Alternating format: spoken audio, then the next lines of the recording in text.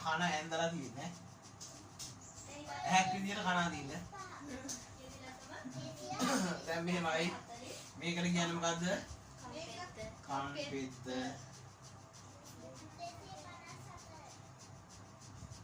මේකට කියනවා බාහිර ශ්‍රවණ නාලනේ. 245 කියන එකේ පහ පිටන ස්ථානය මොකද්ද? මේකට කියනවා 245 පහ. මොකද්ද? කර්ණ පටහා පටලනේ. කර්ණ පටහා පටලනේ. හරිකෝ? මේකේ මේක නම් කරන්නේ. මේ මෙතන 1 2 3යි. ශ්‍රවණ අස්තිකා 3ක් තියෙනවා. මේවට කියනවා ශ්‍රවණ අස්තිකා කියලා. හරිද? ශ්‍රවණ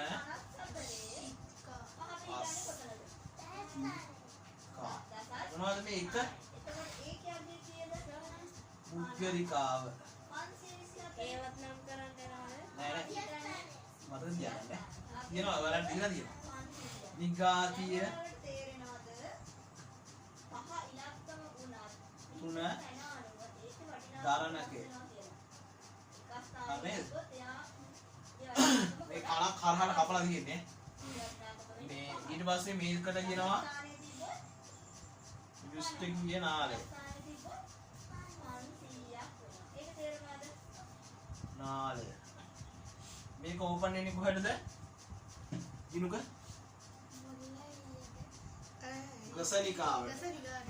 ගසනිකාවට තමයි මේක විවෘත වෙන්නේ. ඔව්. ගසනිකාව තියෙන්නේ ආහාර මාර්ගයයි ශ්වසන මාර්ගයයි සම්බන්ධ වෙන තැන. වෙන් වෙන්නේ. දැන් අපි බත් කාපුවාම ශ්වසන මාර්ගයට යන්නේ නැතුව ආහාර මාර්ගයට යන්නේ එතනදී.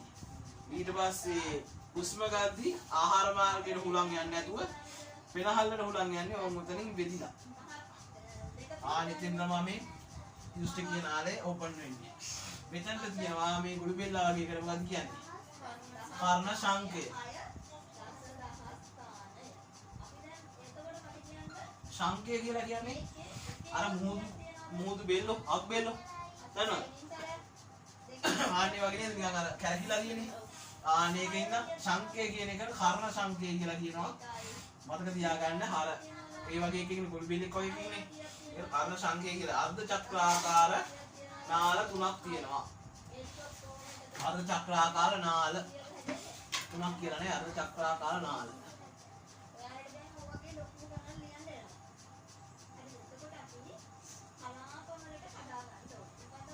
අර්ධ චක්‍රාකාර නාල. හරිද? දැන් කොටස් ටික හරිය නේද? තව අඩුපාඩු වෙච්ච දිනවද?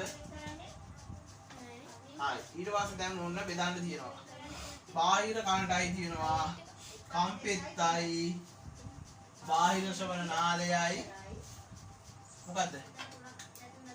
කර්ණ පටහා පටලයයි.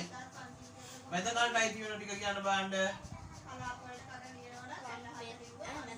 ඔව්.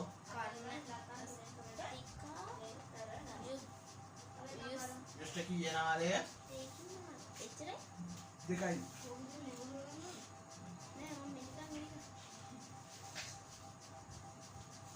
ඊට පස්සේ අතුල් කණ්ඩායි තියෙනවා අර්ධ චක්‍රාකාර නාලයි ශ්‍රවණ ස්නායුයි කර්ණ ශංකයයි. එහෙමද බලන්න? තුනක් තියෙනවා නේද?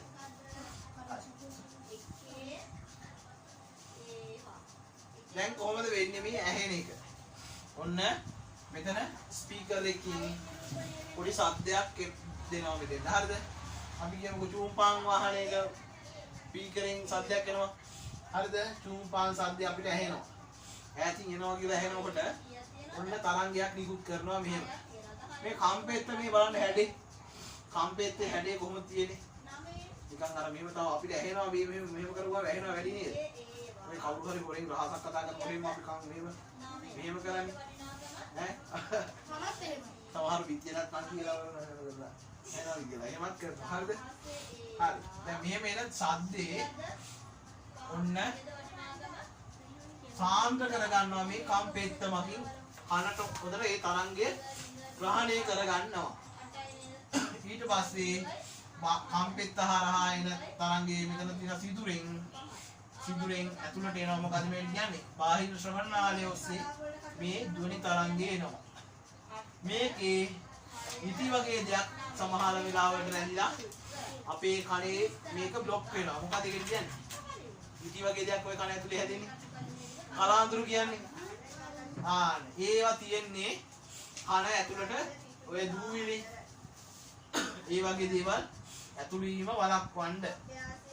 ඒ කියන්නේ දූවිලියම ඇතුළටම යන එක වළක්වලා ඒ ඉටි වල ඇලවිලා අයින් කරගන්න ඕනේ. ඉතින් ඉනිසි වුණාලා හොඳට මේව කරගත්තාම ඒක අයින් කරගන්න බ්ලොක් එක වුණාට ඔක ඇතුළට මොනවද දාලා මේ පෑන්කුර දාලා යතුරු දාලා එහෙම නැත්නම් මොනවද අං හැදි දාලා මේ මෙතන කර්ණ පටහා පටලේ එහෙම හිල් කරගත්තොත් මෙතන හරි සියුම් තැනක් තියෙන. මෙතන මේ පටලයක් තියෙන්නේ. ඔන්න දැන් මම මේ කන ඇහෙනෙක් ගන්න නේ මම කතා කරන්නේ. මේ ඒව පස්සේ කතා කරමු. ඔන්න මේ බාහිර ශ්‍රවණ නාලයේ දිගේ මේ තරංගය ඇවිල්ලා කර්ණ පටහා පටලේ වදිනවා. මේ තරංගේ ඔය කම්බරේ කියන්නේ මොකද තමයි. ගෙරයක් වගේ මෙතන පටලයක් තියෙන්නේ. ඉතින් මේක කම්පණය වෙනවා. එක තරංගයට මේක කම්පණය වෙන්න ගන්නවා. එතකොට මේ කම්පණය වීමත් සමගම මෙතන මේක හෙලවෙන්න ගන්නවා. කම්පණය වෙනවා කියන බෙරයක් රබානක් ගන්නකොට ඒ රබානේ පටලේ හෙලවෙනවනේ. ආන්නේ වගේ මේකත් එහෙම වෙනවා. හරි සියුම්ව වෙන්නේ. ඒක තමයි කියන්නේ අර එක දේවල් දාලා මේ ඩැමේජ් කරගත්තොත් එතන ඒක හරියට වෙන්නේ නැහැ. මේක හිල්ලුනොත් එහෙම වෙන්නේ නැහැ. ඇහෙන්නේ නැහැ.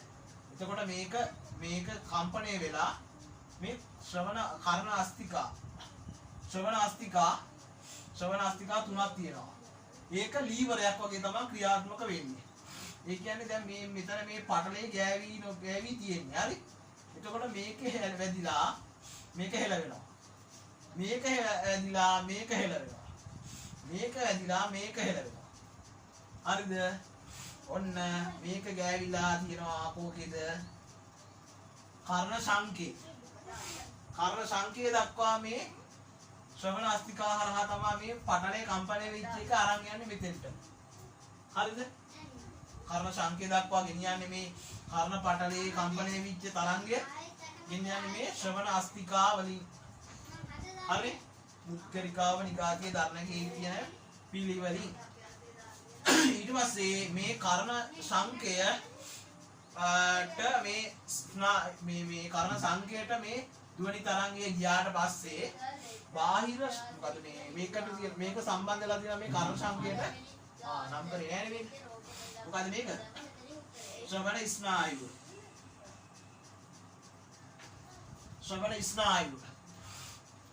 ස්නායුව ඔස්සේ මේ කර්ණ සංකේ උත්තේජනය වෙනවා ඇහෙන සද්දයට. හරිද? අපි ඇහැ දෘෂ්ටි විතානය වගේ තමයි මේක. දෘෂ්ටි විතානය ඇහි එතනින් මොකක්කාරී ප්‍රතිබිම්බයක් ඇදෙනවා වගේ මෙතන ශබ්දය මොකද්ද කියන එක මෙතනින් මෙයා ග්‍රහණය කර ගන්නවා කර්ණ සංකේය වගේ. ඒක අරන් යනවා මේ කර්ණ සංකේය ඉඳලා මොළයේ දක්වා ශ්‍රවණ ස්නායුව ඔස්සේ. හරිද? හරි. මෙතන තව තියෙනවා අර්ධ චක්‍රාකාර නාල කියලා එකක්. මේ අර්ධ චක්‍රාකාර නාල ටිකක් තියෙනවා. ඒක ශ්‍රවණයට අදාළ එකක් නෙවෙයි. ඊට පස්සේ ඔයා කන්දක් මුදුනට යනකොට මේ ඉඳලා නුවර යනවා කියමුකෝ අපි. මේ ඉඳලා නුවර යනකොට කඩු ගන්නාව මැදට විතර යනකොට අර පළතුරු කඩ ටික හරින් යනකොට කන අගුල් වැටෙන්න ගන්නවා. මේ කන අගුල් වැටෙනවා කියලා කියන්නේ මේ යුෂ්ඨකීය නාලය රසනිකාවට විවෘත වෙලා මේ පැත්තේ තියෙන පීඩනයයි මේ පැත්තේ ඇතුල් කනේ මැද කනේ පීඩනයයි බාහිර කනේ පීඩනයයි සමාන කරන්න තමයි මේ යුෂ්ඨකීය නාලය තියෙන්නේ. හරි? මැද කන ඇතුළු කන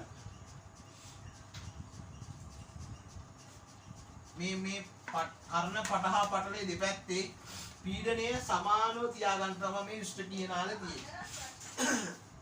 එහෙම සමාන වුණ නැත්නම් කන් අගුල් වැටෙනවා. හරි?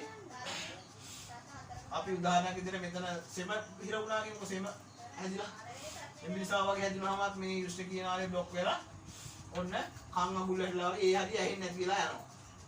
එහෙම නැත්තම් පීඩන එය වෙනස් තැනකට අපි කන්දක් මුදුනට ගියොත් කන් ඇහෙන එක අගුල් වැටෙනවා. ඒකෝර අපි මෙහෙම කළා කරපුවම ඔය හරියන්නේ. නැත්තම් ඈනුමක් වගේ හරියපුවම හරියන්නේ. ආනි වගේ තමයි. දැන් ඔන්න ඔය කාර්යය. ඊට පස්සේ අර්ධ චක්‍රාකාර නාලවල කෘත්‍යයක් තියෙනවා. මොකද්ද? දේහයේ සමබරතාවය පවත්වා ගන්න. ඒ කියන්නේ බැලන්ස් එක. දේහය බැලන්ස් වෙන්නේ නැත්තම් වැටෙන්න වගේ යනකොට දැන් මම මෙහාම ඉඳි බැලන්ස් වෙනවනේ. මේ බැලන්ස් වෙන්නේ මේක හින්දා. ඕක අවුල් ගියොත් එම මං ඉන්න විදිය පොසිෂන් එක හිතා ගන්න බෑ වැටෙනවා. එක්ක මං හිටගෙන ඉන්න එකත් එයාට හිතා ගන්න බෑ වැටෙන්න යනවා වගේ හිතෙනවා. කැරකෙන්න වගේ යනවා.